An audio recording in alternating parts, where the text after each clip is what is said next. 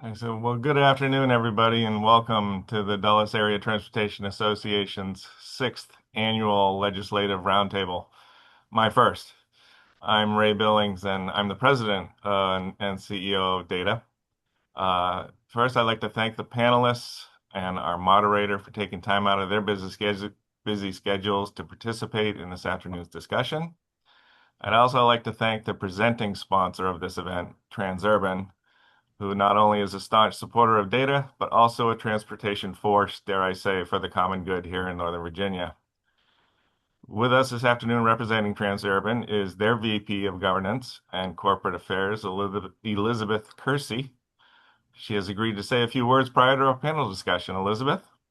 Thank you, Ray. And I promise this is going to be very brief. This is the least interesting part of this event. I'm certain of it. But we are thrilled to sponsor events like this, especially for organizations like Data, who we know, like us, think long and hard and put a lot of work and time and energy into thinking about transportation solutions for our area. And so we love Data. We love the organization. We're very proud to be here today as a presenting sponsor.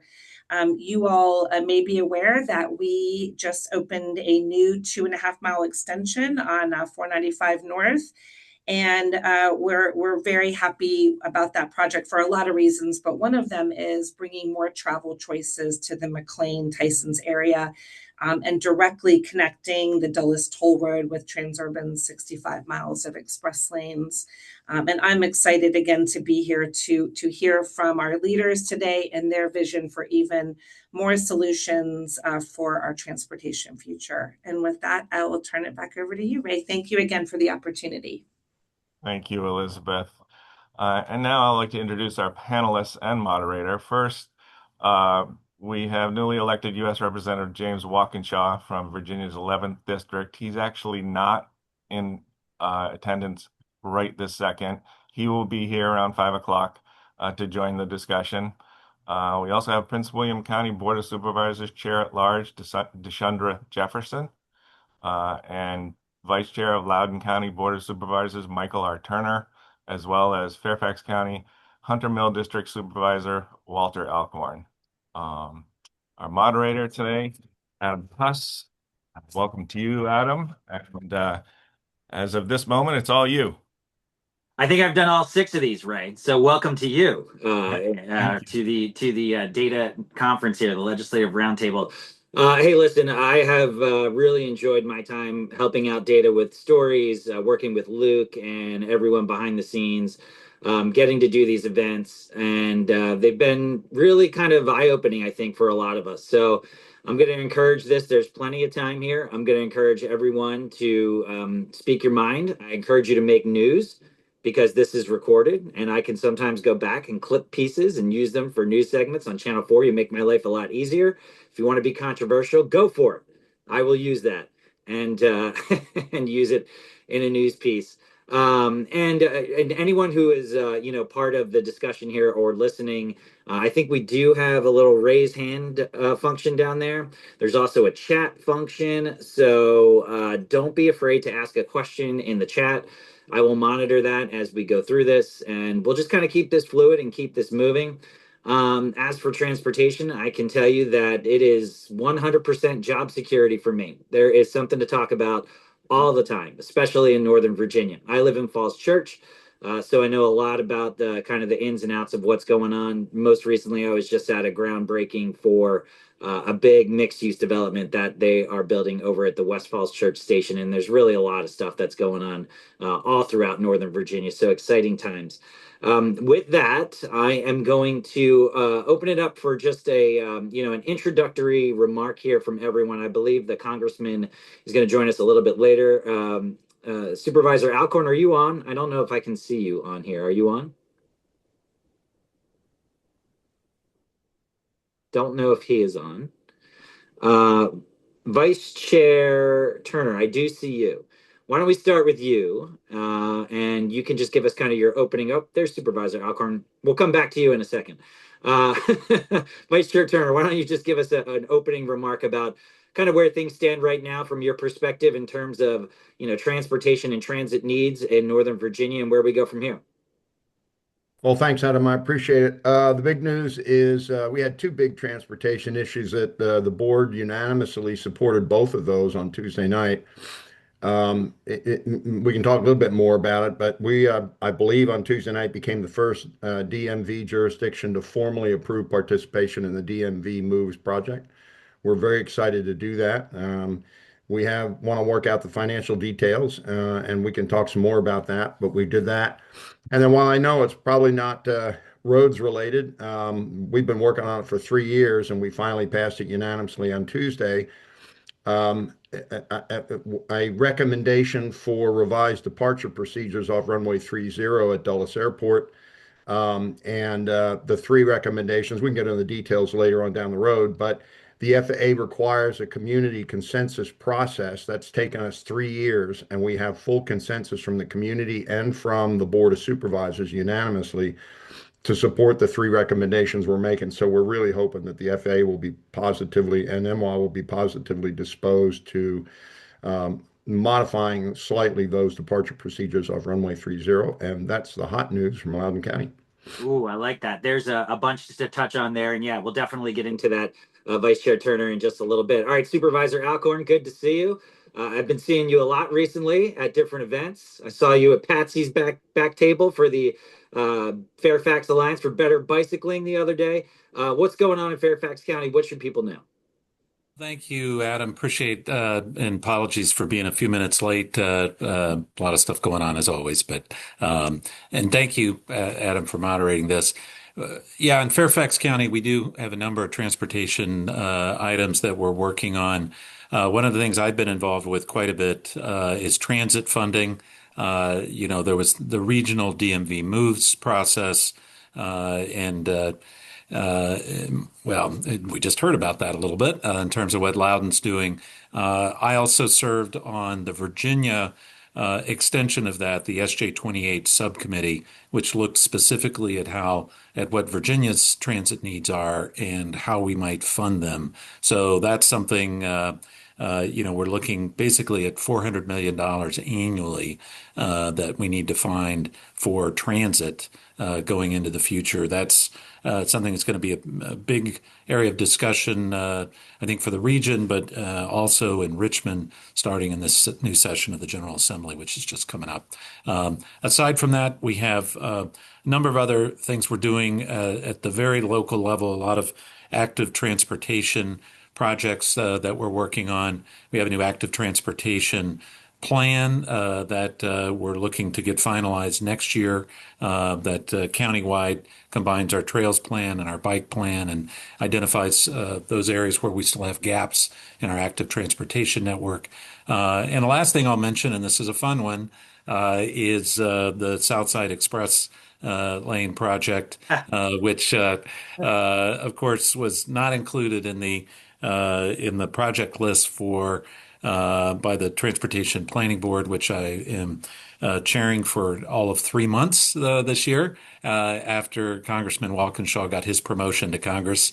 But we do have an expectation that there'll be more discussion with Prince George's County, with Maryland, and then, of course, with VDOT, Alexandria, and Fairfax County in the new year on that proposed project. So those are some of the highlights, briefly. Are you making a little news there, Supervisor Alcorn? Should we expect some things to happen? Is that what you're saying? Well, talking is always good. So I'm not sure that's always news, but yeah, there's a lot of work to be done still in discussions, which I look forward to over the coming year. Yeah, a lot of moving pieces, and we can talk about the Wilson Bridge too as we go forward. Do you want to say I have my Fairfax County bike map right here? Hey, all right. Trails. How about Excellent. that? I would recommend that. We also have a Spanish version if you're so inclined. So yeah, thank you. This thing's amazing. If you guys don't have it, it opens up and does all the trails. I'm not going to show them all to you. You can get one, and it's incredible. So good stuff. All right, Supervisor Alcorn, thank you so much. Chair Jefferson, are you on? I'm not sure I see you on here on one of the tiles. Are you here?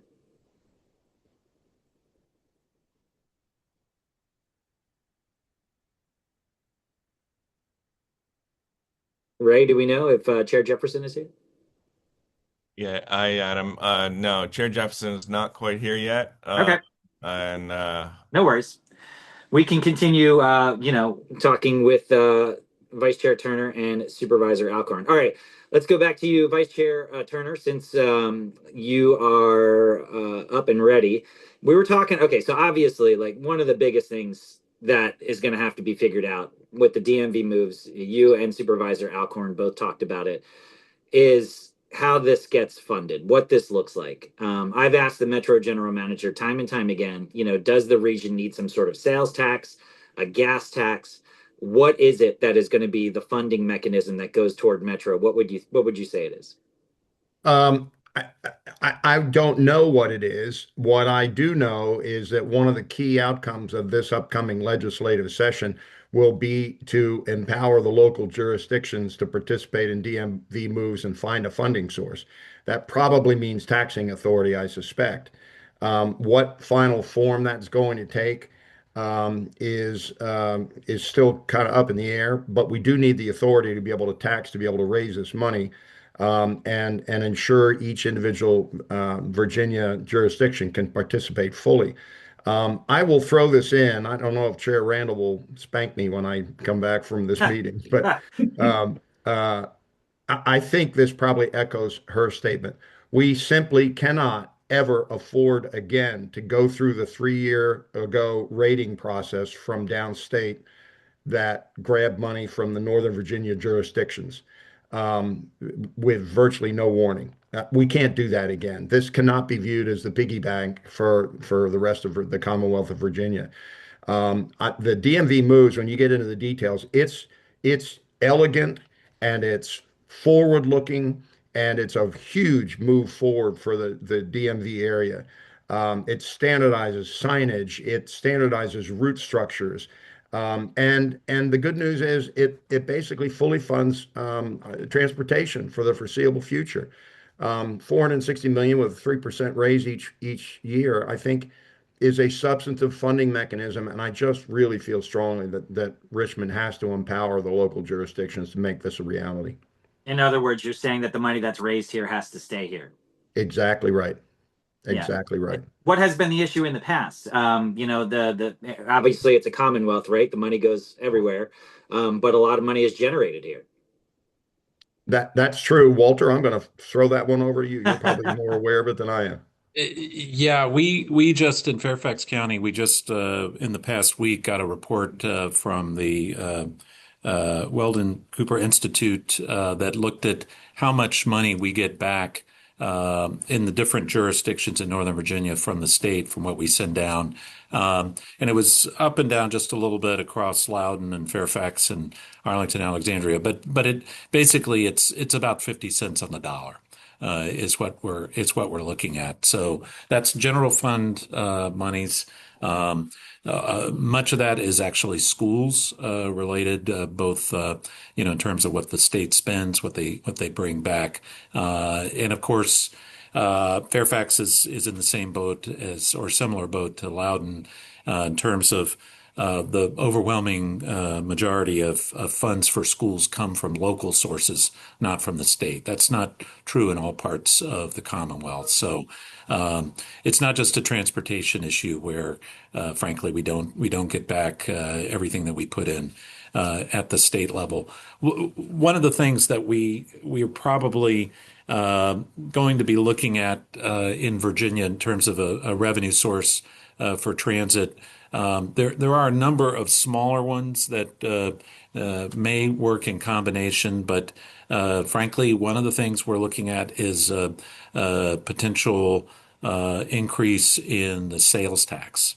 That's not a politically popular approach, but given our needs for transit, given Metro's capital needs going forward, and I do serve on the Metro board as well on behalf of the Northern Virginia Transportation Commission, which Vice Chair Turner also serves on.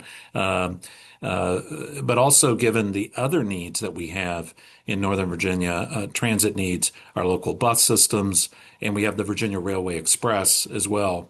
which doesn't run through our areas, but it is an important transit system for Northern Virginia as well. So it's important as we look at our needs and how we're going to pay for them that we take into account all of those transit systems.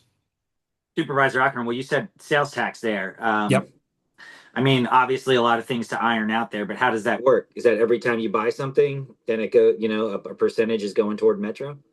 Yeah, the knock on sales tax is that it's regressive, and that's true. It's not a progressive tax. However, in Virginia, over the years, we have exempted groceries, other food items that basically do make it less regressive. So I would expect that anything we try to do on that front would take that into account, so that some of those well basic necessities that people have to pay for do not get taxed. And I'm a reporter, so I have to ask, certain questions. But how do you make sure, being on the Metro board, it's an awful lot of money that comes in every year. How do you make sure that it is being spent appropriately and that it's not being wasted? Well, it's a lot of work, to be honest. I mean, as you know, the Metro Board and senior management spend a lot of time uh, overseeing the system, the board overseeing the system, senior management running the system. And I think those of us in those positions, we do feel the responsibility. I certainly do as an elected official, the only elected official now on the Metro Board. I also have the fun experience of voting for tax rates. So there is a direct connection that I see between tax revenue and critical services like Metro. So yeah, it's Metro has come a long way. I mean, Metro's not perfect, but I think over the last few years, Metro's really turned a corner in terms of accountability, in terms of transparency, and how the money is spent, and also in terms of actually planning for the future in a responsible way. So that was one of the really important things in DMV moves, and it's still somewhat controversial. But the DMV moves process did not plan for rail expansion anywhere. The idea is how can we make the most of the existing rail system that we have? How can we take advantage of that, make it run better, make it safer, get more trains, and make it more efficient? And that in itself, I think, is a really good demonstration of responsible stewardship that we all need to practice. Yeah, I think most people would agree that Metro is light years ahead of where it was. I would never tell Randy that to his face, but I think most people would agree that Metro is in a much better position. Vice Chair Turner, what's your thought on that? That's an awful lot of money that's going to, one group. How do you make sure it's all being spent appropriately? My general philosophy, I think, as an elected official, is feed success. When we were discussing the DMV Moves initiative on Tuesday, Clark Mercer was at the table and he brought out some pretty interesting statistics about our metro system. Walter, correct me if I'm wrong. We are one of the top, if we're like in the top 10 metro systems in the country now, aren't we? Actually, We're- we just got number one yeah. by the APTA, the Transit Association. Yeah, our ridership is back up to well above pre-COVID levels. We've reduced fare evasion by 82% with the new fare turnstiles. Metro is a huge success story right now. It's incredibly successful, and these are the kinds of programs you fund. These are the kinds of programs you get behind. And I really hope that we don't devolve down into the flow of money from Northern Virginia to the rest of the Commonwealth discussion that has happened in the past when we get into legislative session. I think a robust DMV Moves program and a robust transportation network of high first level transit options in the DC metro area really serves the Commonwealth in a positive way. And I would hope that the legislators would see that. Yeah, well, Vice Chair Turner, do you see, we're going through a change, right? I mean, do you see the incoming administration, Governor Spanberger, Governor-elect Spanberger recognizing that? I think so. I think so. I'm partisan because I was pretty happy with the election outcome. So I like to think that there's going to be a lot more receptivity to kind of the collaborative and cooperative approach between downstate and the Northern Virginia area. Every indication I have of Governor-elect Spanberger's approach and the new legislature indicates that that's going to be our default position going in is, let's get along here and be cooperative. And I think the DMV moves vision is going to translate very well. I think people are going to see a lot of benefit out of that. Yeah. Yeah, Adam, Supervisor if I Alcorn, could yeah, jump in yeah, on that a please. little bit. Yeah, I totally agree. And I think it's important to remember that transit is critical infrastructure in our region and actually across the Commonwealth for that matter. It's infrastructure we need to pay for. We may need to make sure that it's viable and it's sustainable. And I think that's going to go a long way to convincing folks, and together with some of the things Vice Chair Turner was just talking about. This is Metro's gone through a lot of internal reviews, improvements, efficiency improvements. Fare evasion is down. We have really pushed the envelope in terms of making the system better and as efficient as it can be before coming back and asking for more money. So this is, I think, the right time to do it, and I'm hopeful that as the General Assembly looks at this and the governor, that we'll be able to get what we need. That'll basically keep Metro going in the right direction during the coming decades. Yeah, I once asked the great Bob Marburg of WTOP fame, what happens if Metro fails, and he told me that I don't think anybody wants to look and see what happens if Metro fails. So it has to keep going. Well, Adam, you're exactly right. I mean, the reality is, we in Fairfax County, and I think other jurisdictions similarly, we basically, our economic development is centered around Metro Rail. I mean, our future plans in Reston, Herndon, Tysons, in other parts of Fairfax County, Springfield, basically, it all revolves around Metro Rail. Our transit-oriented development strategy is working, but transit has to work for that economic development strategy to work. So yeah, we're all in up here. Excellent. You guys are the only two on, so I'm just gonna keep ping-ponging back between the two of you. Is this a strange time in between administrations? Are you do you have to hold back a little bit from what you would normally do until the new governor comes in? I don't know. I don't feel that way. I don't either. At the local level, we're like always on, we Yeah, yeah, we just plow right through and yeah. whatever happens in Richmond, some of that's beyond our control. But we're definitely gearing up to have our voice in Richmond heard. So we're developing our legislative program, and I know Loudoun is working on that too, I believe.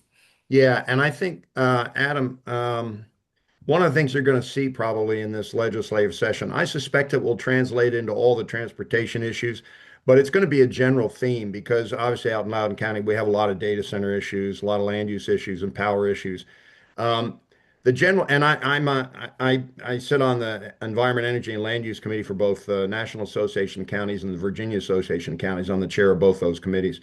And I will tell you, those national and Commonwealth-wide county organizations, the theme is don't take the power away from us at the local level. Empower us to understand local decision making and local issues that are unique to us.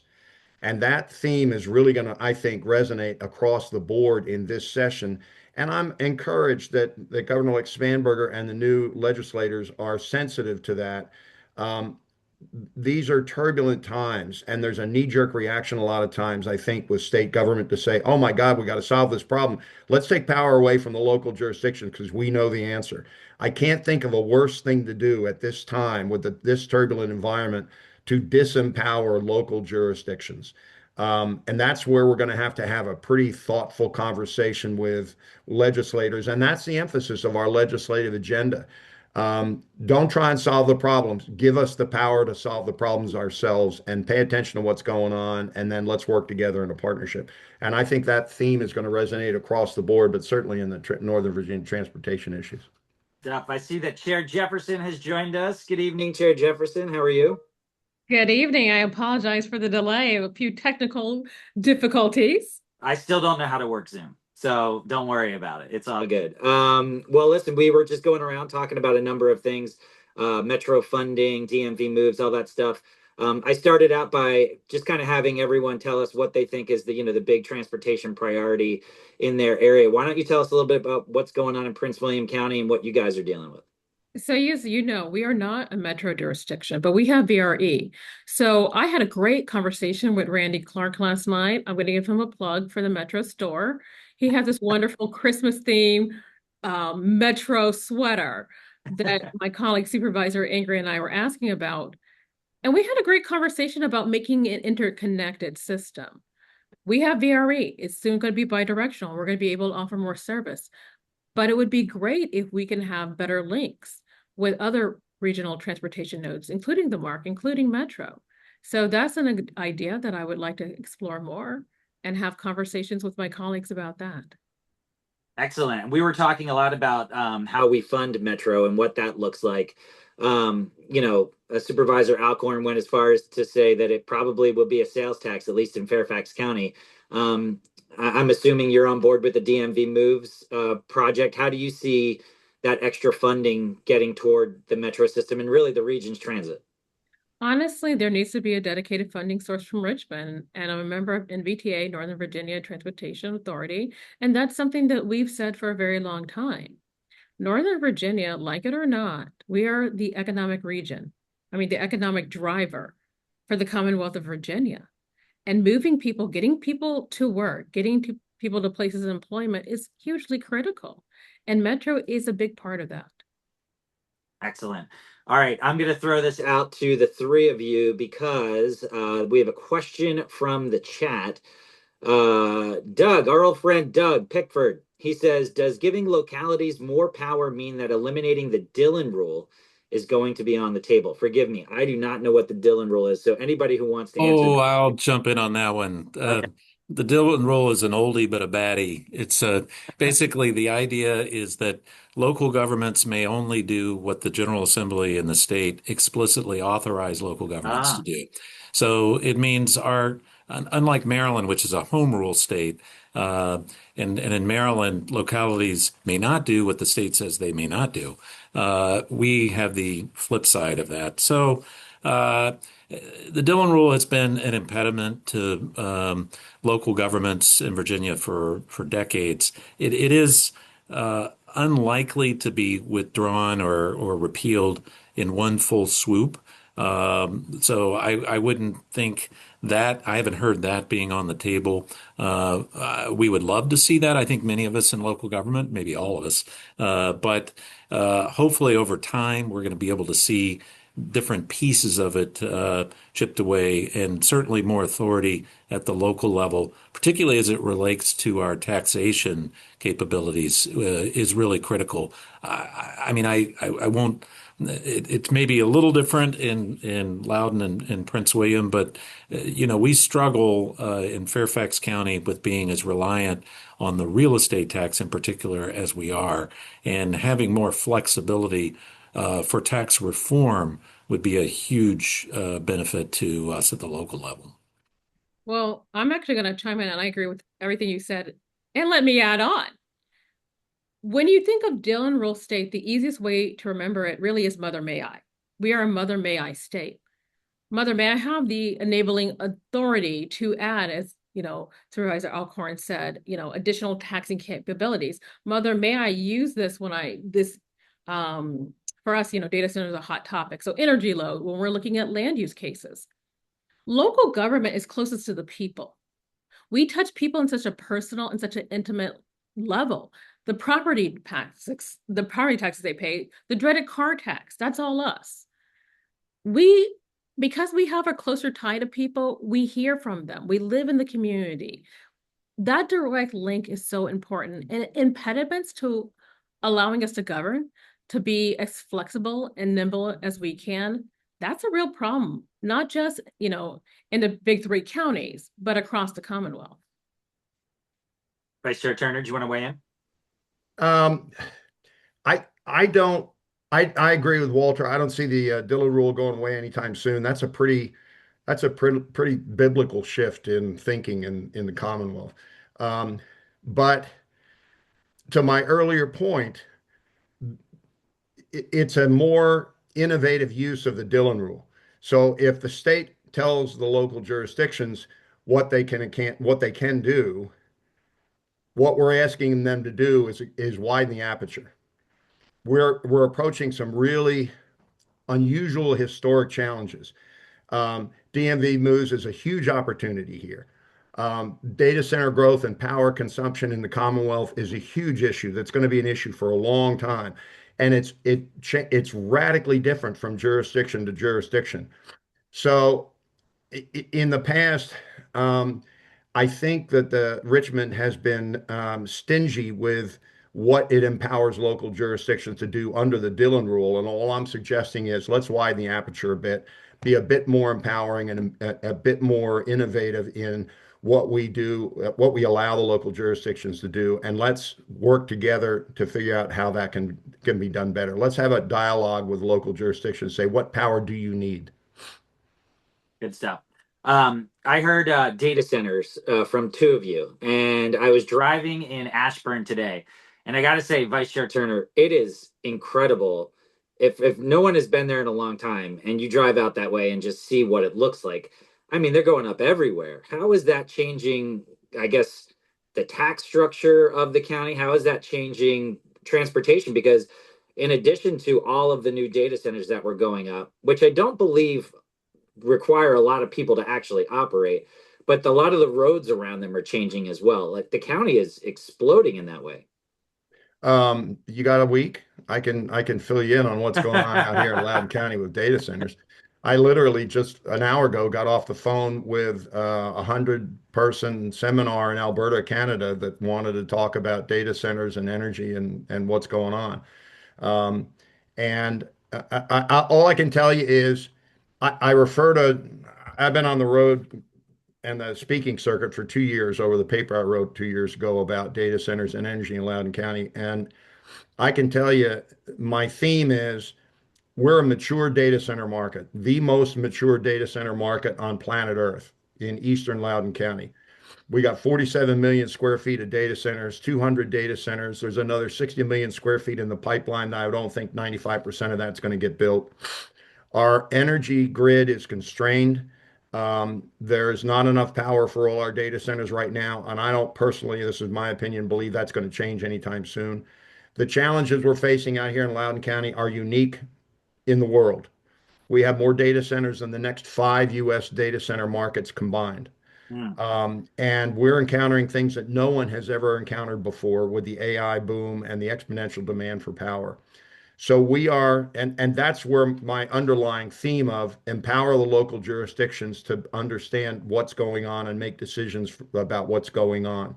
I told the Joint Legislative Audit Review Committee last December, or prior to the report release on December 9th, I said, guys, do not try and come up with a one size fits all for the entire Commonwealth of Virginia when it comes to data centers and energy. That's impossible. Each local jurisdiction has unique problems, so you've got to address it like that. Um, we have taken steps. I introduced a motion on March 18th that was approved to not allow any more by right data center development in Loudoun County, meaning you buy a piece of land, it's permitted certain uses. If one of those uses is data center, that you can build that data center without getting any approval from the local jurisdiction. That's done. As of March 18th, you can't build a data center in Loudoun County without getting permission from the Board of Supervisors. We have legislation in our legislative priorities and our program going down to Richmond this session saying, please empower and allow local jurisdictions to make land application decisions based on power availability. Because we're a regulated monopoly state, Dominion has to provide power to all consumers, and they don't get a choice. And because we're a regulated state and Dominion must provide power to all consumers, no local jurisdiction has the legal authority as a board to deny an application because of a lack of power. That can't be one of the considerations. So I'm sitting here in the strange position here in Loudoun County where Dominion has told the data centers in Loudoun County, you are power constrained and will be for the next 2 or 3 years at least. If we build more data centers, we are further constraining that grid. We are further loading up demand on that grid. And yet I'm not allowed to use that as a basis to deny an application for a new data center. It's kind of a crazy situation. So we've got legislation asking the local, Richmond, to give us the power to consider power availability in land applications. And the lesson, I mean, our data centers are wonderful. Our property taxes are probably 25% lower than any other DMV jurisdiction right now. Our budget is a $4 billion budget. It normally takes us a month and a half, 2 months to do the budget. Last year, it took us 2 weeks. We filled up every pot we have to overflowing and had money left over. I mean, it's in 2025, we had a $950 billion operating budget. The full budget was $4 billion, but the operating budget to run the county was $950 million. We got $666 million in real property taxes from data center real property, and we got $229 million on taxes on the computers inside the data centers, for a total of $895 million against the $940 million county operating budget. Wow. So it's an amazing revenue generator. They support all of our nonprofits. They love working with our local nonprofit communities. We are in the process, we have instituted some, and we are in the process of implementing more performance standards. I have a one-pager that I developed as part of my other paper, which is 15 best practices for communities that are getting data centers. And it just says, if you're going to get data centers, before you say yes, think about this, think about this, think about this. Yeah. And that's kind of guiding our performance criteria. I do feel like you could go on and on about yes, that. Yes, I could. I heard something wild the other day that actually, when we look at radar, this was from one of our meteorologists. When we look at radar now, there's actually like a heat bubble coming from like that area because of all the power that's being generated. Like the actual temperature there is a little bit different, which is wild to think about. That's actually happening. Yeah, I know it was 40 all through Northern Virginia. While out here in Loudoun County, it was like 73 today. Only kidding. Maybe not that much. Chair Jefferson, data centers have been an interesting topic in Prince William County. How do you feel about them? Well, first of all, there are a couple of things I want to address when it comes to Prince William data centers. Siting has been the huge issue for us. Where do they belong? I will argue with anyone all day, all night that these are industrial buildings and they belong in areas for industrial use. They are not to be sited, in my opinion, near homes, near schools, near national parks and other sensitive cultural resources. The other issue for us is raising, let's call it the CMP tax, or that's computers and peripherals. Loudoun, I congratulate you. You guys have had a much higher rate than we have for a very long time. And when we finally raised the rate, there was a fear that if we raised the CNP rate, too aggressively, data centers would leave. Well, 0 of them have left and more are trying to come in. So for us, we're starting to see some of the benefits of having data centers, but we're also, before we start seeing some of the benefits, we saw a lot of the drawbacks. And and there are a lot of people who argue that what we're able to do in the way of tax cuts is still not enough. I mean, we lowered the car tax for the first time in 35 years. But people are still saying that we have too many. And we have a lot of data centers that are not fully built out and operational. So for me, it's a mixed bag. Right. I certainly think that they can help with lowering our tax rate. I'd like to get to that $4 billion number, However, in the meantime, I am encouraging people to be careful and be thoughtful about where data centers go. Where do they belong? And make sure that you tax them at the appropriate rate. If you're going to have them, make sure that you're getting your money's worth. Yeah. Supervisor Alcorn, I know not as many in Fairfax County, but there are some. Yeah, not as many. And what you just heard from my two colleagues is a great example of why local government should be empowered with these land use decisions, because obviously very thoughtful, very much reflecting local interests, local concerns. And yeah, I share all those sentiments that I heard. We don't have as much land in Fairfax County that's amenable to these, but we are looking at putting them in industrial areas. We definitely don't have the size and scale that some of our other jurisdictions in Northern Virginia do, but it is definitely a part of our economy. And the point about electricity usage is it's relevant not just to those of us in Northern Virginia, but it's really the whole DMV and the grid, the Mid-Atlantic. I mean, this is an electricity challenge that we're seeing really throughout the region, the larger region, and we're in for some challenging times in terms of electricity pricing and scarcity. So yeah, that's stay tuned for that one. Yeah, it's going to be fascinating to watch. This comment from the chat from Raj, he says, data centers do not have jobs. Building data centers instead of commercial buildings means everyone who lives in Ashburn has to commute out for their job, burdening the transportation system instead of live, work, and play type sustainable growth. There probably is something to that. We're trying to do so much transit-oriented development.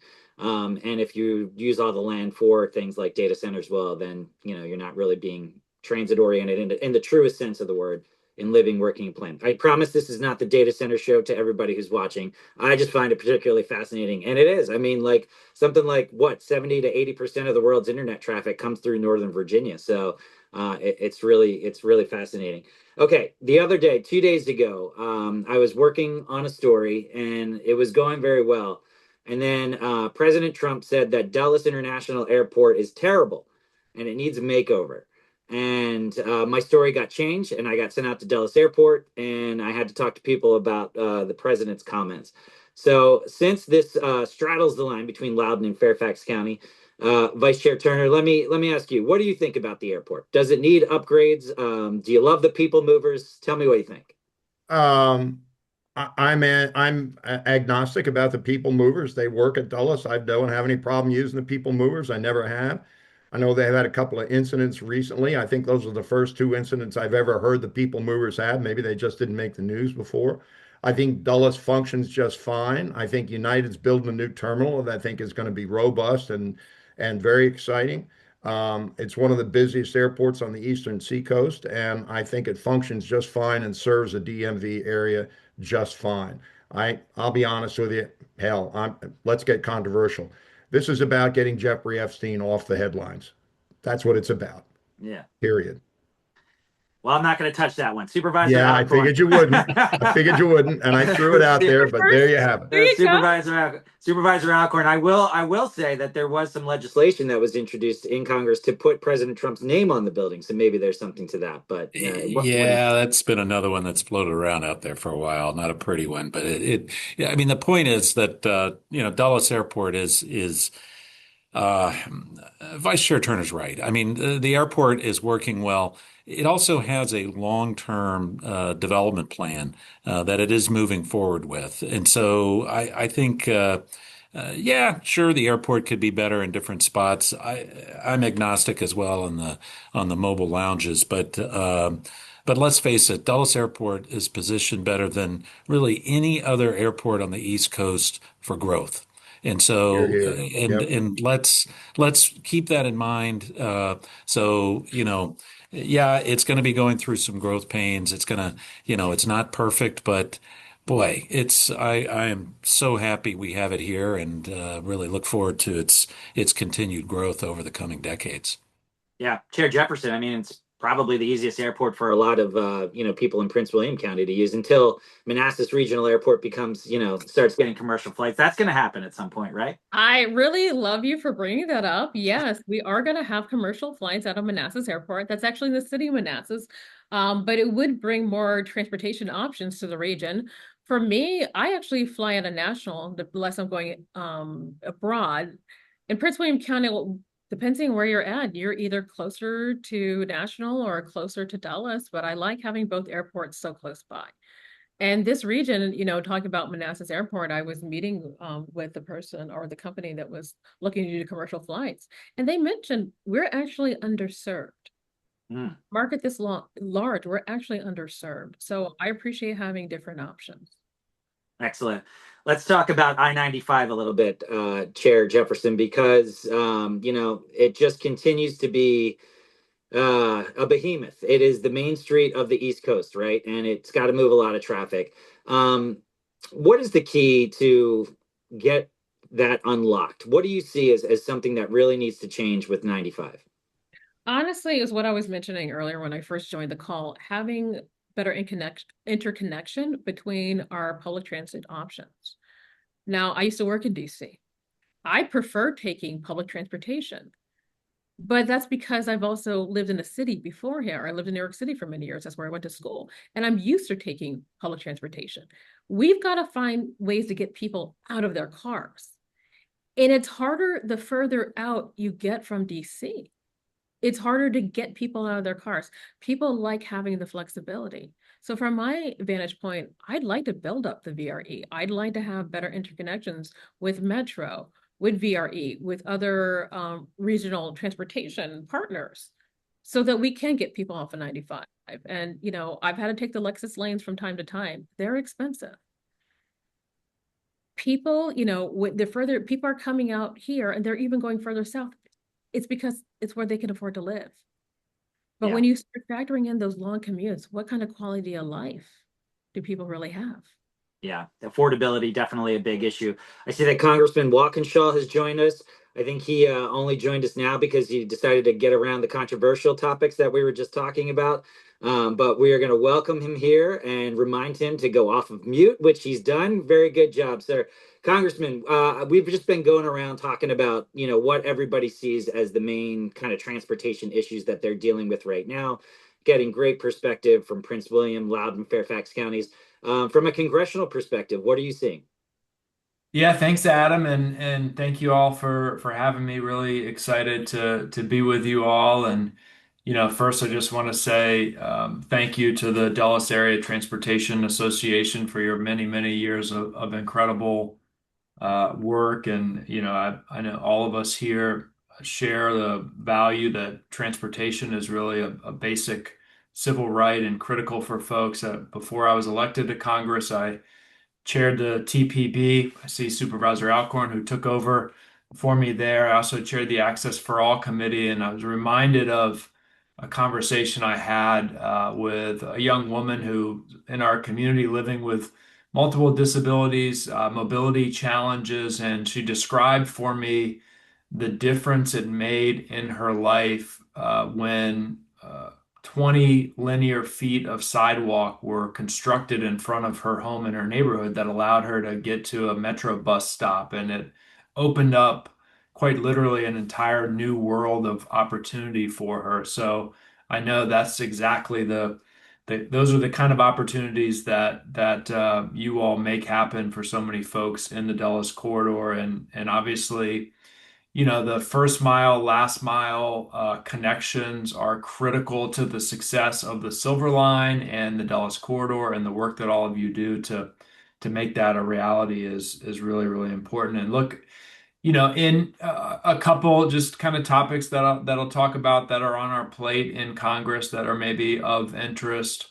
Obviously, and this predates my election, but we've been engaged in a battle related to the grant funding in the IIJA that the Trump administration, attempted to freeze funding for many projects and programs, and that's been kind of partially overturned in the courts and fits and starts. But I think that battle is going to continue, and I think it's relevant. It's a relevant principle beyond just the specific projects and programs funded by the IIJA. If an administration can simply cancel or refuse to fund projects that have been funded and approved and appropriated dollars by Congress, it really will be impossible for any local jurisdiction or state or transportation entity or agency to plan their projects moving forward. So, I'm going to continue to fight hard against that effort and speak out against it. The big legislative agenda item right now related to transportation is obviously the reauthorization and the current authorization expires September 30th of 2026. So the Transportation and Infrastructure Committee has begun work to draft a new surface transportation reauthorization bill. Obviously, they're facing the same challenge that have been faced in recent authorizations, that revenues from the gas tax nationally, just as they are here in Virginia, are declining. So there isn't enough money to fund even the maintenance elements of the reauthorization that have been traditionally funded. We're in the same situation that the Commonwealth of Virginia is in, that everybody recognizes. We need a user fee model that is sustainable long term, but the political barriers have thus far been too high to surmount.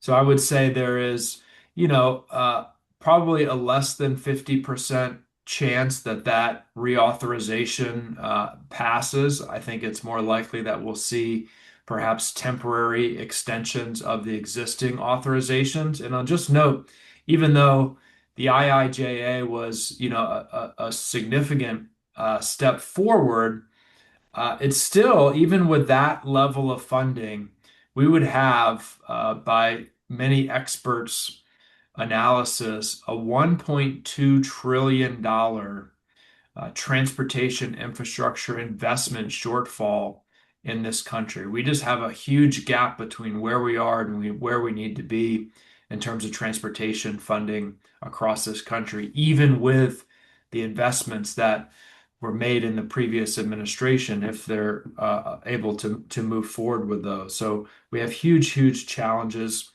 A couple of things that are priorities for me that I'm going to be advocating for in that reauthorization. FTA Section 5310, which funds mobility for seniors, veterans, and folks with disabilities. I know really important to the Dulles Area Transportation Association, making it easier for those smaller first mile, last mile projects to get funded. Traditionally, the Transportation Authorization Bill has been focused around, funding big highway bills or big road construction projects, and that's still going to be part of it. But we have to be more nimble and more innovative in recognizing that for those large projects to succeed, or for us to maximize the benefit of our existing infrastructure, we can sometimes get a better bang for our buck with smaller first mile, last mile projects. And then last, having more opportunities for flexible pass-through funding for entities like COG, like TPB, like NVTC, like the Dulles Area Transportation Association, directly funded by the federal government, so that those organizations can innovate at the local level. It's hard to get access to those kind of flexible funds that allow those folks at the regional and local level to really innovate based on the needs of their community. So I'm going to be advocating for that as well. But I'll wrap up there, Adam. I know we have a lot of great folks to hear from, and appreciate y'all having me. Yeah, absolutely. Well, you're mentioning funding. Obviously, a lot of funding challenges going on the Hill. We were talking about how the DMV Moves initiative gets funded. And I specifically asked, is this something like a sales tax, a gas tax? Supervisor Alcorn hinting toward maybe a sales tax is the right answer. You sound like a gas tax doesn't really work anymore. What do you think about that? Well, this is easy for me to pontificate on this now, because I won't have direct responsibility for it. But look, I think writ large across Virginia and across the country, I think everyone knows that the logical replacement or supplement for the gas tax is a vehicle miles travel tax. And I usually tell people we already have one in Virginia. It's an optional program for those of us who have EVs or low emission vehicles. You can enroll in mileage choice, and based on, you install a transponder in your car, and you can pay a lower EV fee if you drive fewer miles. It's a de facto vehicle miles traveled tax. So I think that is the solution writ large in Virginia with respect to SJ 28 and funding for transit. Look, I think when you think about it regionally from a Northern Virginia perspective, even though it's the well that we continue to go back to, I think a sales tax is probably the cleanest and simplest option. A couple challenges that folks I think are going to confront. I think it's likely that and next year, Governor Spanberger will sign legislation giving local governments the authority to implement a 1% sales tax for school construction. And I think you'll see a lot of folks interested in that, either to build new schools or to renovate their existing schools. So I think you're going to have some challenges if you're looking at 1% for school construction and another 0.5% or 1% for transit. So that's going to have to be, a dialogue, and they're going to have to think about that as well. When I was on the Board of Supervisors, I felt, and I still felt, whatever direct funding mechanism we develop to fund transit, we need to make sure that we accommodate more than just Metro, even though Metro is obviously the biggest and most important, but we have other important transit agencies in the region. And B, that we generate enough revenue that we can reduce some of the pressure on our general funds and on real estate taxes. Because I think if you look at the out years, I can speak, for Fairfax, and Supervisor Alcorn, I think, would agree, the bills that are mounting are going to create significant pressure on our general funds and hamper our abilities to do other things. So you need to be able to offset that and make the case to people that, while yes, you might pay a little bit more to fund transit, you're going to pay less ultimately in terms of your real estate taxes if we can implement it. Got it. Thank you for that answer. Great stuff. And Adam, can I jump in here on Yeah, this? please. Just quickly, I totally agree with Representative Walkinshaw, and you can see why I'm so proud to have him as my congressman now. So he's very knowledgeable and committed to doing the right things. One quick thing, and then I actually do have to drop off. I've got to get to the NVTC Executive Committee after this, but totally agree on the vehicle miles travel tax. Virginia does have such a tax. One of the things that we looked at and actually recommended be considered as part of the SJ28 process is a regional or local version of that vehicle mile travel tax. But it doesn't generate nearly the same amount of money that the sales tax for EVs and low emission. Yes. Yeah. Exactly. So just to have a local or regional pairing of what's already at the state level. So yeah, that is actually one of the things under consideration. We'll see what the General Assembly comes up with. It may well be some combination. It may not have the sales tax involved at all, but given after looking at the numbers and the alternatives, it well might. But let's see what comes up from the General Assembly. But again, I have to run. Hold on. I got to ask you real quick before you go. All right. Do we need to build the express lanes between Springfield and the Wilson Bridge? What do you say, Supervisor Alcorn? So that's part of the issue that came before TPB in October. It's part of the express lanes. Frankly, it really needs to go not just from Springfield to the Woodrow Wilson Bridge. It needs to go into Maryland. It needs to go into Prince George's County. And that dialogue with the Prince George's folks, with the folks in Maryland, and then of course with VDOT, and I think leadership with our new governor and the new governor's team in Virginia, hopefully will help that conversation move forward. So I'm looking forward to seeing a more comprehensive and also, frankly, a transit-friendly approach to that whenever that dialogue gets going, hopefully here in the next few months. Thank you for putting that on the record. I appreciate All right. that. Good stuff. All right. Thank you, Adam. Thank you all. Have a good meeting, Supervisor Alcorn. Well, Vice Chair Turner, I saw you kind of nodding at that. I know it doesn't really touch Loudoun, but all the projects around here are interconnected. You believe that the express lane should be extended? Based on, I came on TPB right at the tail end of that conversation that essentially, I believe, punted that decision. Representative Walkinshaw can probably correct me if I'm wrong on that, but There was quite a bit of controversy of whether we include that or not, and I think the decision was made to defer that. Yeah, I think it does. I think transportation networks are holistic networks, and they've got to be synergistic with all of the involved stakeholders.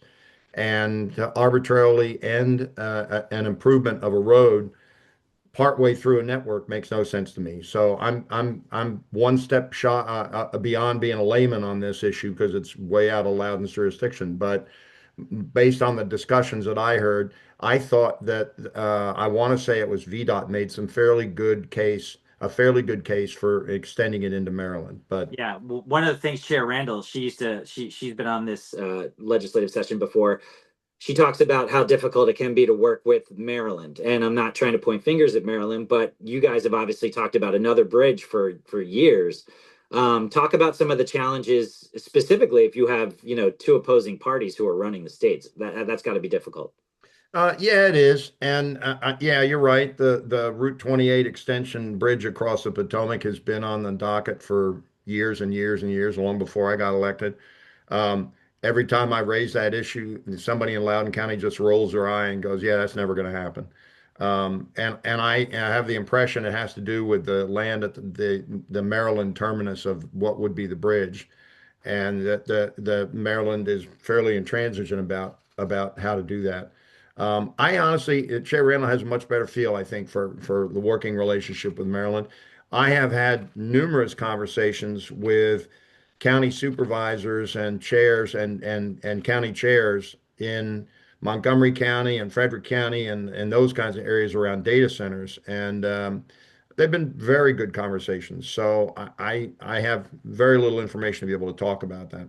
Gotcha. Congressman Walkinshaw, what do you see from that perspective? Obviously, our congressional delegation really tries to look out for this region, but things do get kind of like I don't want to say partisan, but they get territorial, right? We all kind of look out for our own spaces. Yeah, I can. I mean, obviously we are cooperators and at times competitors. Steny Hoyer and I had a good conversation today about the FBI headquarters, and that issue is still out there and live. And I think with respect to transportation and I wrestled with the South Side Express Lane project during my time as TPB chair, and my view is it should be in the visualized 2050 plan, which doesn't mean isn't approval for it to be built, right? It's the approval that the process could move forward and perhaps in the future it could be built. It is a particularly challenging project because VDOT is proposing to essentially construct a pretty significant expansion of the Beltway into the state of Maryland, right? It's not like the American Legion Bridge on the other side where we're saying, Maryland, can you extend it on your side? The proposal is VDOT will come in and extend the express lanes on the Virginia side and into Maryland. And obviously, for that to happen, Maryland has to be on board. They have to accept that could happen and even have some enthusiasm for it. And we just never got there. And it's the kind of thing that really required robust conversations at the highest level, governor to governor. And one of my frustrations in the many conversations I had about it over more than a year is we just never could get engagement from Governor Youngkin on it. It just wasn't an interest of his for whatever reason, or he didn't want to take the time to try to engage with Maryland at the highest levels to see whether there was a path forward. And I think the project has real opportunity to deliver dedicated funding for transit, even potentially for the Blue Line Metro extension that I think most all of us in the region would like to see. Those of us, folks in the Dulles corridor know that we might not have had phase two of the Silver Line were it not for the dedicated revenue from the Dulles Toll Road. And we have an opportunity, maybe not a perfect analog, but an opportunity with the South Side project to look at, could you generate a recurring stream of revenue that perhaps you could even bond against to make significant transportation improvements, including to Metro? And my view was even though I had concerns about the project and a lot of questions that would still need to be answered, I don't think we should rule that out before we fully explore it. And you think Metro should ultimately go across the bridge? Yes. Yes. Excellent. Absolutely. Yeah. I just want ultimately to be in my lifetime or mine or your lifetime, Adam. I don't want ultimately to be 200 years from now. Well, I mean, a lot of people didn't think we'd see the Silver Line. So, That's I mean, right. Yeah. it was killed, it was brought back to life, it was killed, so on and so forth. Chair Jefferson, I haven't forgot about you. We were talking about 95, and we're talking about express lanes here. Can you give us any sort of update on what's happening with the 95 express lanes? There's been a lot of talk about those being reversible. I'm sorry, going one in each direction. Right now they're reversible. Will we have, do you believe, one lane going one way, one lane going the other way at all times? So first I want to jump in what you guys were saying, because I'm also on TPB and I'm on NVTA, and I'm hoping with the new governor, we have a new approach to working with our regional partners, including Maryland. I think that Governor-elect Spanberger will be able to steer the conversation in a different way. And I'm glad that the project was deferred because I want her to have that opportunity. Now, Route I-66, that is bidirectional. And it was set up to be bidirectional by design. We're having conversations about doing the same for 95 and what that would look like. I don't know how much I'm able to say, but there are some designs that may make that possible. And that's something that we really, need. Further south and further out the Beltway, I-95 Express has now gone down to Fredericksburg, which is a big deal for us. Because we have people, from Prince William County who are also going in the other direction and trying to get to work. I think one of the things as a county, going back to conversation earlier, started with Vice Chair Turner is, we're really looking to bring more employment centers out here so that not everyone has to, get on a road, get on a train to go to work. Yeah. No, Chair, down here, for opportunities. Chair Jefferson, please speak at will about the plans for the, one lane in each direction on 95. Please, let's break some news. Come on, what do you got? I think that would be up to VDOT to talk about, I've had conversations with them last year. Excellent. Yeah. And I know that Jeff McKay was he's been a real big supporter of having that happen as well. So do you think there is some momentum toward that though? I mean, certainly there's a lot of interest. I mean, any way that we can move more people more efficiently. I've been on the parking lot called I-95, and it's because I had a job that required me to sometimes get in very early, get in very late. And we didn't have a robust enough, and I also say we don't have a robust enough public transportation system coming down to Prince William, which I was about to interrupt. I'm like, if you guys are talking about blue line extensions, bro, Congress, let's talk. Don't forget about us. And I have to say, the congressman, he is a native of Prince William County, so please don't forget us. Where would it go to, Chair Jefferson? If I had, there are some people who are like, we'd love to see the orange line go out, but call it bias, but I'd love to see the blue line come down to North Woodbridge. We're going to have a lot of exciting development coming. We're going to have a lot more density. That's an area I would love to see as Metro access, and everyone keeps telling me it's a pipe dream, but you know what? Everything's a dream. Yeah. Everything's a dream until it becomes reality. Well, I'll send this clip to Randy Clark. We'll see what he has to say about that. And again, I talked to him last night. He was throwing a little cold water on my dreams, but a girl could still have hope.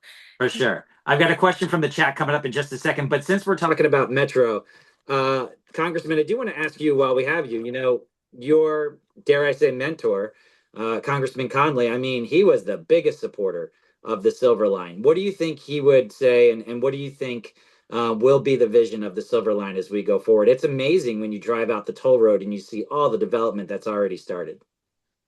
Yeah, and look, he was deservedly incredibly proud. I mean, he spent his entire career from his first campaign for the Board of Supervisors in 1995 talking about rail to Dulles, as it was called at the time. That wasn't called the Silver Line at the time. And, as you know and have documented in your work, it had, many, many ups and downs and downs and downs and downs and ups and ups and ups over decades. And I think he always felt like, we were building something not for next year or 5 years or even 10 years from now, but we were building something for the next 50 to 100 years in the corridor.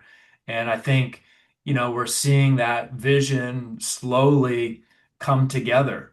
But none of us on this call will live to see that vision fully come together, because I think we will have just incredible dynamic change and growth throughout the quarter. And Supervisor Alcorn dropped off, but the success of Reston for Fairfax County in terms of attracting new businesses and new corporate locations and headquarters has been far beyond, I think, what anyone expected. Almost every day, I talk to businesses and government contractors and technology companies that are moving their offices and their headquarters to Reston because it's where their employees want to be. It's just been a huge success story. Tyson's continues to slowly and in fits and starts improve. And I now, when I'm in Tyson's and walking around or driving through, and now just to see, I can say this now because I'm 43, but to see young people in their 20s like walking around and going to their part, some of my staff now in their 20s live in Tyson's and walk around to the bars and restaurants and parks, and that's exactly what Jerry wanted to see from Tyson's and that entire corridor. So, I think it's going to continue to be just a tremendous success and economic engine for Fairfax and the entire region and Commonwealth. We obviously have to make sure that Metro, it has the funding that it needs. I'm going to work hard on the federal level to do that, but I think there's nothing but good things coming for the Silver Line in that corridor. Yeah, Vice Chair Turner, just briefly, I was out at the Ashburn Metro Station today for a story. It's starting to grow, but just like the Congressman was talking about, you don't really plan for it for today. It has to grow. So do you see that continuing? Is it accelerating? What's happening with the growth around the metro stations? Oh yeah, I think all the numbers around the Ashburn Metro Station are good numbers. And we've got some room to grow there. It's got tons of potential. Both the Loudoun Gateway Station and the Ashburn Station, I think, are going to thrive. It's ideally suited. I'm surprised, frankly, that it took this long to get the Silver Line built, because I think Representative Connolly's vision was the right vision 20, 30 years ago, and it has come to fruition, but we got a long way to go. But there's just too much going on out here for it not to thrive, and I think we're doing great. I'm very pleased with the progress we've made. Excellent. Want to remind everyone that we do have a chat going on. So if you have a question, I am actively monitoring the chat and can get a question out. There's one here from Peter. He says, I'm not aware of any studies to provide insight, but anecdotally, commuting from Western Loudoun to Dulles or DC, I'd estimate 30 to 50% of the cars on the road are from West Virginia. Is there any connection to leaders there to encourage shared rides or a connection to the Loudoun commuter bus? Vice Chair Turner, I guess that's more in your jurisdiction. What do you think about that? We have just instituted several bus pilot projects from key strategic areas. I cannot remember if one of the new pilot routes is from West Virginia. We do get a lot of commuting from West Virginia into Loudoun County. Cost of housing in Loudoun County is what's driving those kinds of commutes. We now have a regular bus schedule that comes down Route 15 out of Frederick County. And I believe we have one coming up from the south into Loudoun County as well, one of the new routes. I'm not aware of any formal discussions with the West Virginia leadership. I would be shocked if our General Services Director has not dealt with his corollary contact in West Virginia, because it is a major commuting area coming down Route 9. I'm just not aware of any formal discussions, but I am aware that we're constantly evaluating our bus routes and our long haul bus routes and our local bus routes to accommodate continuing growth here in Loudoun County. All right. Congressman Walkinshaw, wanted to ask you, since you came on before or after we were talking about it, The president made some comments about Dulles Airport the other day about how he wants to see it change. How did you take that? Um, it was one of those days where President Trump made a series of bizarre bizarre statements on a number of different topics, and I kind of put this one in that category. Look, obviously, we've had two incidents in recent weeks related to the people movers, and that's something that obviously needs to be addressed. But I don't agree with President Trump's characterization of Dulles Airport writ large. I think it's actually a beautiful airport. It takes a little bit longer to, get to your gate when you go to Dulles Airport, but that's because it's a large international airport that provides expansive service and connections to almost anywhere in the globe. And, my colleagues in Congress have jammed National Airport with as many flights as possible to make it easier for them, oftentimes to get their flights home. And it's true, you get through National Airport a little bit faster, but we also know that you're much more likely to have a delay if you're flying out of National Airport because Congress has jammed it full of flights. So look, I'd like to see a long-term plan from the airport's authority to progress beyond the people movers. But I don't share the president's broader characterization of the airport. Neither do the airlines or customers, because it has had an incredibly successful post-pandemic period, and I think will continue to succeed as long as the region continues to succeed. He did say the Saarinen terminal was beautiful, though. He did say that. So there That's was right. Yeah. Yeah. Okay, question from the chat here, and we could just go around the horn here. Chair Jefferson, we'll start with you. This is from our friend Doug Pickford. He says, do you foresee improving radial north-south improvements for transit options in the region? If so, what is on the table? I'm guessing you would focus more on VRE. Right now, VRE is the most logical and feasible node for us. And that is something, getting bi-directional service, I think would improve traffic on 95, get more people hopefully out of their cars and be able to move more people from, north to south. Again, it's not just Prince William, we are growing. But further south of us, Stafford County, city of Fredericksburg and Spotsylvania, they're growing, quite rapidly too. And that contributes to greater congestion in the region. Yeah. Vice Chair Turner? Oh, go ahead, Congressman. Go ahead. No, I don't want to cut Mike off. No, I didn't have a whole lot of input on north-south transit. Yeah, So, it's such an important topic for us long term, and obviously the region and much of our transportation network was designed at a time when almost everybody commuted from the west to the east, right? My grandmother, who worked at the Pentagon in the 1960s, commuted from Falls Church to the Pentagon, and obviously a lot of folks still make that kind of commute, but increasingly, folks that I represent in central or southern Fairfax County are commuting to Tysons, Reston, or Ashburn each and every day, headed north. And our transit systems, especially, aren't well designed for that, at least in Fairfax. When I joined the Board of Supervisors in 2019, we had a bus route that we initiated to go from Burke to Tysons, and we were optimistic that that would provide a service that a lot of folks wanted. We never could get the ridership on it. I just think the culture of driving to Tysons was so strong.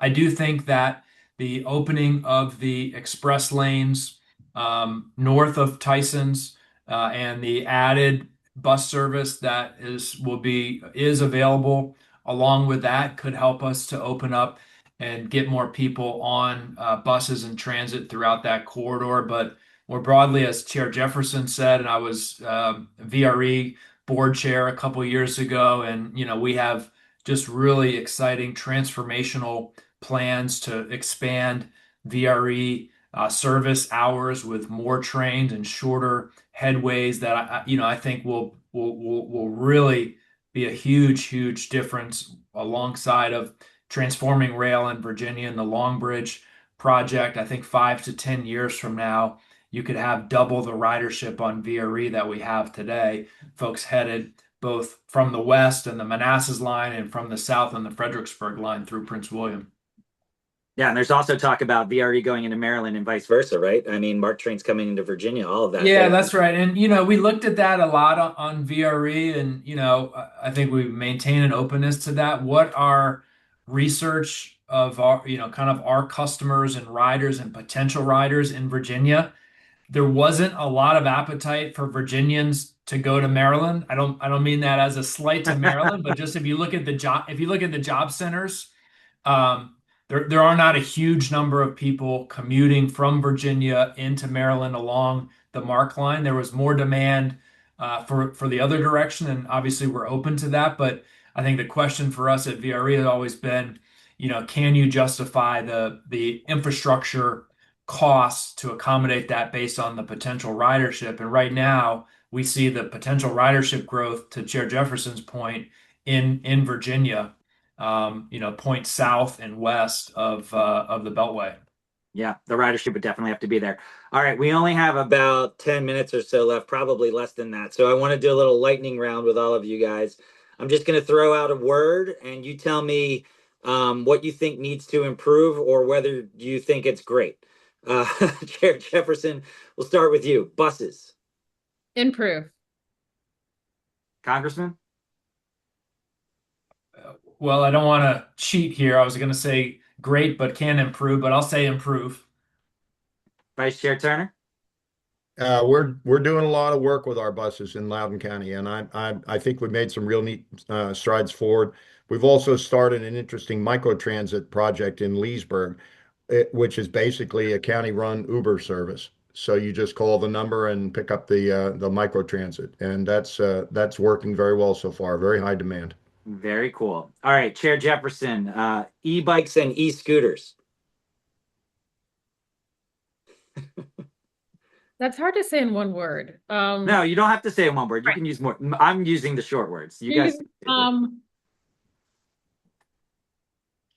We don't use them much. Not our market, or we're not their market. Gotcha. Congressman? Yeah, I think there's untapped potential in Northern Virginia.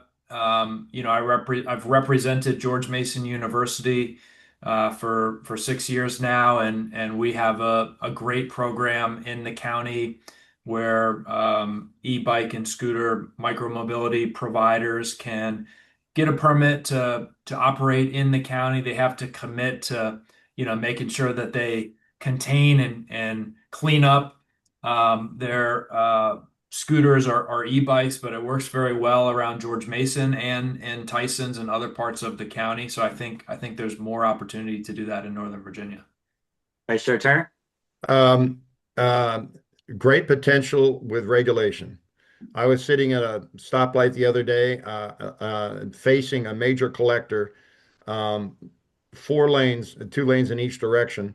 I saw a guy go by on a scooter with no helmet in the left-hand lane of the major traffic flow, right in the middle of the lane. And I looked at it and I thought, you've got to be out of your mind. You may not survive till sundown. And I really think that they've got real potential, but you have to build the infrastructure to support them. I think, frankly, the lane infrastructure in downtown DC is pretty conducive to scooters and personal vehicles. So I think they have great potential for multimodal transit, but the local jurisdictions have to regulate them. Good stuff. Go ahead, Chair Jefferson. Go on.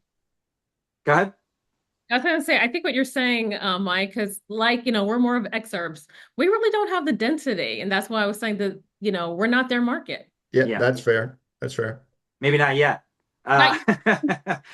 Electric vehicles, Chair Jefferson. I drive one. Okay. Congressman? Yeah, I was an early adopter. I've had an EV driver since 2010, I think, and certainly a lot easier now than it was back then in terms of charging infrastructure and range. So, yeah, I think we're going to continue to see growth in the EV market, certainly in Northern Virginia.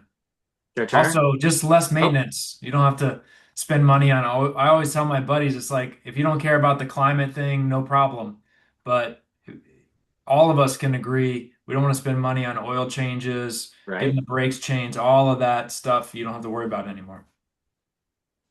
Chair Turner? I had a plug-in Prius since 2012. I love it. It's like the best car I've ever had. Unfortunately, where I live doesn't have plugs, so I don't get to use the plug feature at all. If I go to Clyde's once in a while, I can plug in there if I climb through the bushes and find the plug. Um, I will drag it back to data centers for a second. I believe the future of the electric power grid in this country is a distributed energy network that is reliant on micro sources of power. So envision you plug your car in, it becomes fully charged, and then it discharges onto the grid in a regulated way to stabilize the overhead power grid.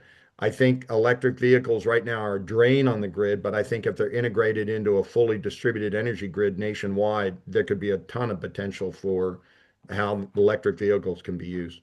Fascinating. And the last one here, it's the topic of the year for sure. AI. Chair Jefferson, what do you think? Needs more regulation. Congressman, I'm sure there's plenty of talk about that on the Hill. Yeah, I was just I literally just came this afternoon from a discussion actually with Congressman Subramaniam. He and I did a fireside chat on, among other things, AI adoption in the federal government. And there's obviously a lot of potential there.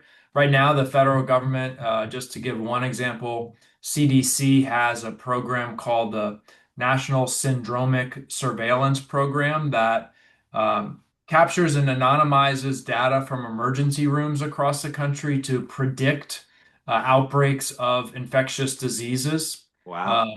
And that's a challenge we're facing, unfortunately, with measles outbreaks, but that's AI that's work the federal government is using right now, and there are other examples of that.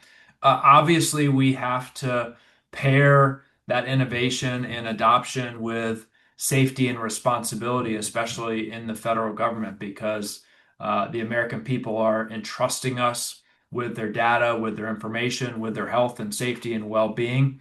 And we have to always have human accountability and a human touch in that process. But I think it can make us more effective and more efficient as a government if adopted correctly.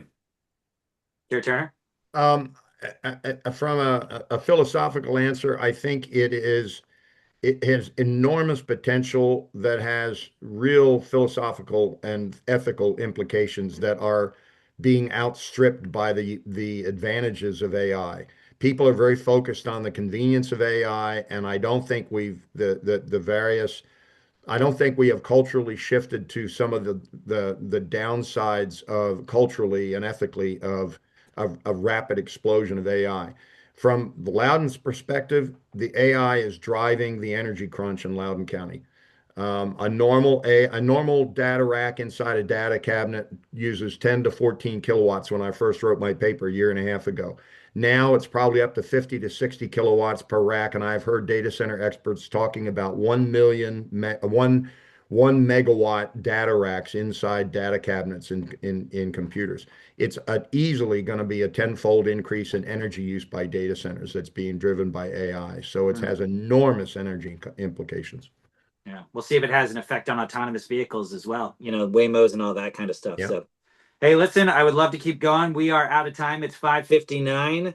I want to thank Congressman Walkinshaw, Chair Jefferson, Vice Chair Turner, Supervisor Alcorn. I will turn it back over to you, Ray. A good discussion as always, and take us home. Thank you, Adam. Adam, thank you very much for moderating this really rich discussion. So nice to see you all, these very bright faces who are full of information. And as an interloper to the region, it's a real learning experience for me. There are a lot of similarities between what I'm hearing here and where just spent 35 years in Boston. So, but the weather's nicer here, and and the southern cooking is a little bit more tasty as well. So I'm enjoying my time here, and thank you very much. It's been a pleasure to listen to you and to meet you all. I appreciate you coming. For all those that logged on, thank you as well. Tell all your friends that they can listen to this as this has been recorded as well, and we'll have this up on our website so that everybody gets to enjoy this rich discussion. And again, safe holidays, safe travels. We'll see you all soon. Thanks, everybody. Thanks all.